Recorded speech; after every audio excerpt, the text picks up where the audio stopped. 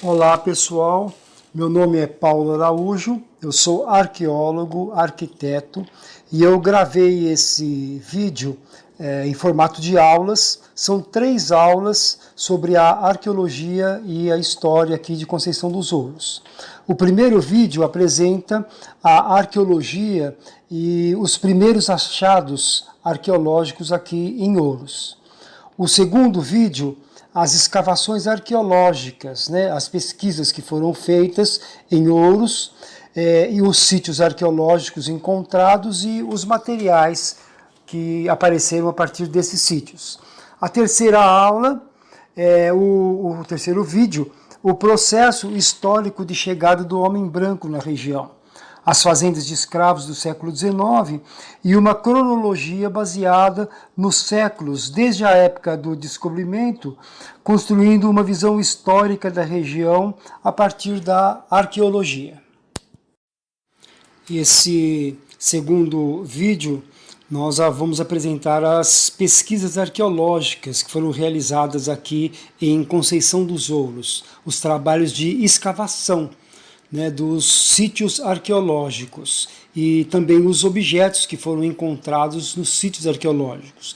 Em arqueologia nós falamos artefatos. É importante que os artefatos sejam estudados dentro do seu contexto, ou seja, o local e a relação entre os objetos naquele local aonde eles foram encontrados. Depois do ano de 2001, que era a época do prefeito o Neto, né, João Ribeiro de Carvalho, eu trabalhei com ele como assessor de assuntos arqueológicos da prefeitura e nós fizemos um convênio com a Universidade Federal de Minas Gerais e trouxemos o André Prus com a sua equipe para fazer uma série de trabalhos de arqueologia. Foram pesquisados vários sítios arqueológicos aqui em Conceição dos Ouros. Esse sítio arqueológico, Fazenda do Pinhal, é um forno de caboclo, um forno de barranco da época cabocla. Esse material foi resgatado, material daqui, caquinhos de cerâmica com desenhos de florais, que remete a desenhos europeus. No mesmo bojo do forno antigo que era feito no barranco, foram achados também caquinhos de cerâmica com aquela tarjinha vermelha, que denota a tradição indígena tupi-guarani. E ainda no mesmo forno foi achado também cacos de cerâmica com desenhos geométricos que, diz o André Prus, poderia remeter a africanismos, coisas de escravos, né? E esse material foi para lá, né? Esse material está na UFMG, hoje o André Prus já se aposentou, e até hoje a Conceição dos Ouros ainda não foi atrás desse material. Nós precisamos, inclusive é super importante a datação desse forno, porque ele fica aqui dentro daquele esquema que eu fiz, daquele mapinha, ele fica no caminho já quase entrando em Conceição dos Ouros, na vinda de Paraisópolis para cá. Então era um forno de produção de cerâmica, de produção de material.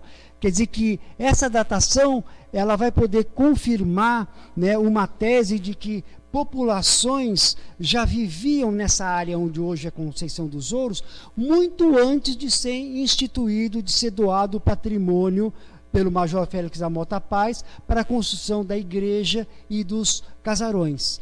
Aqui já seria um lugar de passagem, um lugar onde vivia uma população remanescentes indígenas, caboclos, negros, mestiços.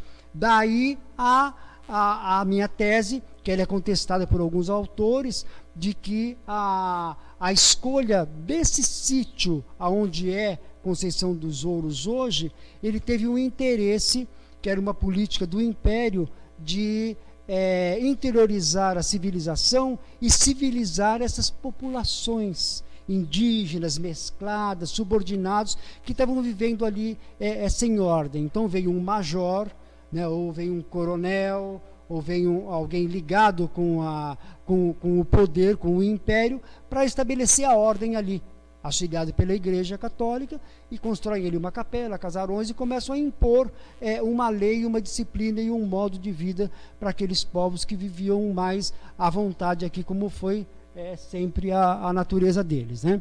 Daí a importância desse sítio, desse foro de barranco,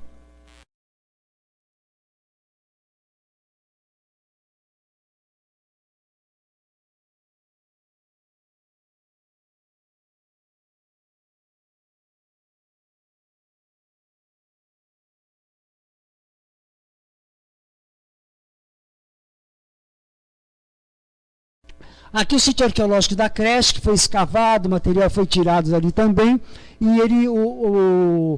a área foi liberada. Então, quando acontece que você tem um terreno, está mexendo ali, e você acha alguma coisa que é indígena, cerâmica ou material arqueológico, isso não, você não perde a propriedade do terreno. É feito um trabalho de uma pesquisa, um resgate, e em pouco tempo o terreno é liberado e ele é devolvido para o proprietário, né? Isso aí é importante deixar claro junto à população. Aqui é um outro sítio chamado Sítio do Lico. Né? Ali no bairro da Chácara tem um lugar que é uma Vossoroca. Né? Vossoroca era um antigo ribeirão que tinha ali, que descia ali na Chácara. Esse lugar nós vamos visitar. Né? E que descia no rio Sapucaí. Hoje ele foi secando e ele ficou só um afundado que vem do morro, assim, que vai até o fim. E nesse Sítio do Lico, nesse lugar, foram achados alguns vestígios do barranco, pedaços de cerâmica aparecendo. Então nós fizemos um pré-estudo ali e foi avisado ao proprietário do terreno de que ali existiam vestígios arqueológicos e que devia ser feito um trabalho antes da liberação do terreno, que hoje virou um loteamento, né? Foi feito um loteamento.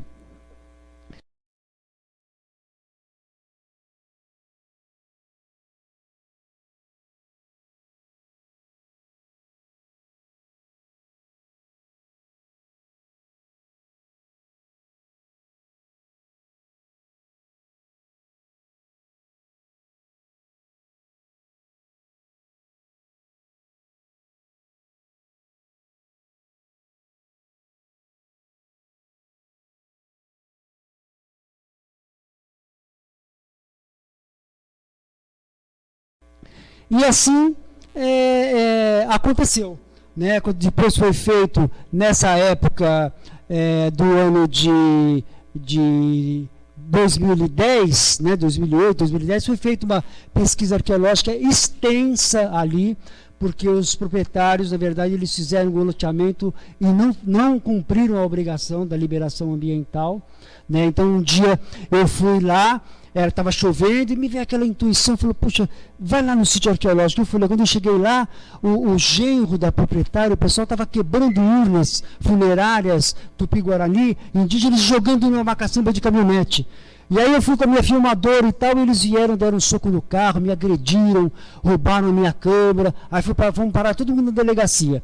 E no fim, com isso aí, teve um processo, né, que foi no Ministério Público, denunciei o Ministério Público, teve um processo, e no fim foi bom, apesar de todo o sofrimento na época, porque acabou acontecendo um trabalho de escavação bem prolongado e bem grande, o que rendeu assim milhares de peças, de fragmentos que estão hoje depositados no Museu Municipal aqui dos Ouros, à espera de pesquisa também. Esse material está em bruto, tem muita pesquisa para ser feita com esse material, mas até hoje não foi feita, porque ainda não teve uma política municipal que contemple de maneira mais efetiva a questão da arqueologia na cidade. Aí, ainda com a equipe do André Prus da UFMG, nós fomos fazer uma pesquisa no sítio do Dorgão. Dorgão se encontra aqui presente hoje, né, é o proprietário do terreno, uma pessoa muito conscienciosa e sempre nos abriu as portas ali, incentivou para que fizemos a pesquisa. Né? Se trata de uma casa subterrânea, ou muro circular de terra, ou buraco, toca do bugre, como se diz, no alto de uma montanha, um lugar redondo, assim, grande, uns 30, 40 metros, assim, um afundado, que foi erodindo no correr dos anos, que seria uma antiga habitação indígena. Foi pesquisado também por André Prus, foi retirado material dali, material carbônico, orgânico, para ser datado. Foram localizados vários talheres, lugares de preparo de ferramentas no entorno desse buraco do bugre, e é super importante. Essas informações estão lá também, ainda na universidade, para serem trazidas, para retornarem para a cidade, para conhecimento nosso.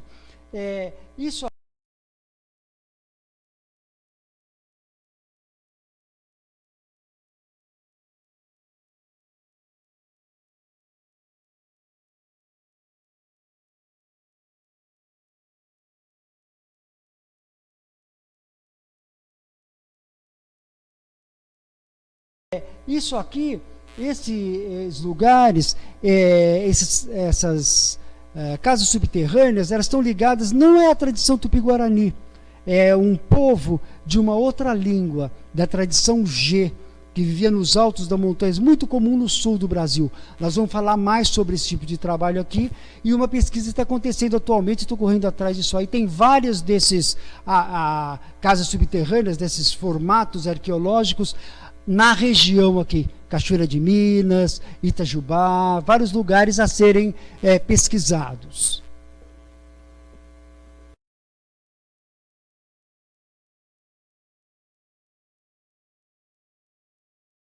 Falando mais das casas subterrâneas, né, porque hoje a gente tem aqui a presença do Dorgão, né, Dorgão? Eu trouxe um material aqui. Então seria mais ou menos isso aqui, ó. É como um afundado, né, de terra no topo de uma montanha. Essas casas subterrâneas, olha, isso aqui seria um esquema de como que ela funcionaria, né? Seria um buraco de bulbo. Isso aqui remete a uma época mais antiga, né? Uma época em que esses grupos de língua G, eles eram muito frios.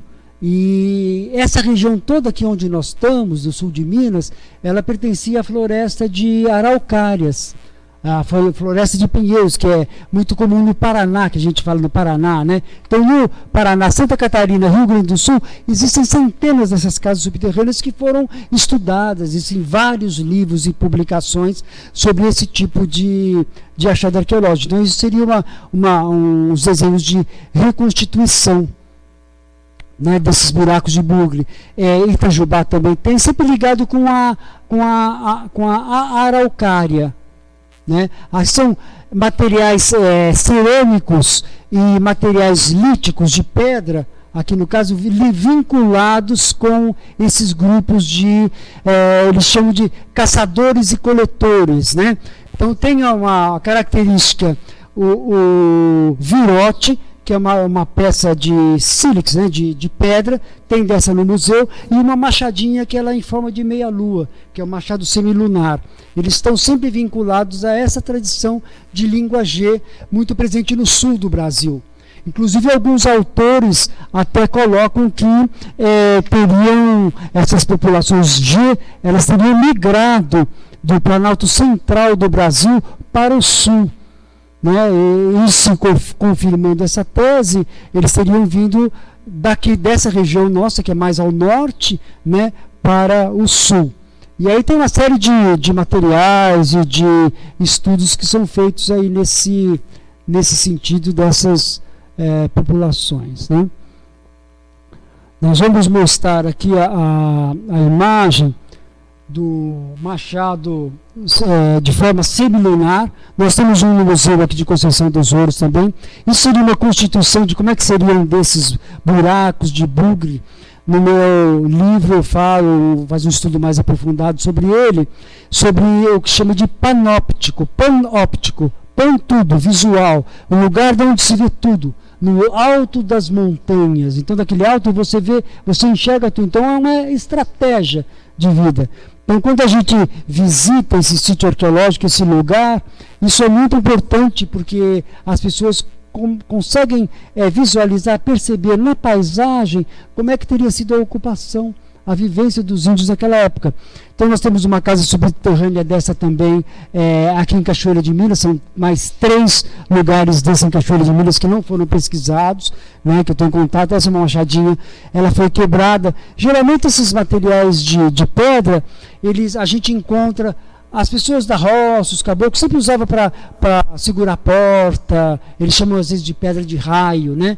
E muitas vezes a gente encontra com quebrados, que a primeira coisa que a pessoa faz quando ela acha uma dessa, é bater para ver como é que funcionava. É instintivo, né? Tem uma machadinha quebrada que nós resgatamos aqui nos Ouros, no bairro da Capoeira Grande. Então nós vamos lá conversar com o cara que achou, ele estava fazendo um rego lá para a água dele, lá com a enxada, ele bateu, ele pegou e já bateu, para ver como é que funcionava e quebrou. É interessante, porque isso ficou, às vezes, séculos ali também, debaixo da terra, né? E o estudo do material lítico de pedra, ele é muito grande, é uma especialização dentro da arqueologia. Né? Olha, essa aqui é também um viote. Então, para que servia esse viote? Alguns dizem que isso aí era colocado na ponta da flecha para poder atirar em pássaros de grande porte ou aves de maior porte, porque daí eles usavam muitas penas, né, para seus rituais, para enfeitar o corpo. Então isso aí batia na ave e não tirava o sangue, não sujava as penas, tonteava para poder depois retirar as penas, né? Isso é uma das teorias, mas aí você tem livros inteiros sobre essa questão dos viotes, né? Como é que eles eram, né?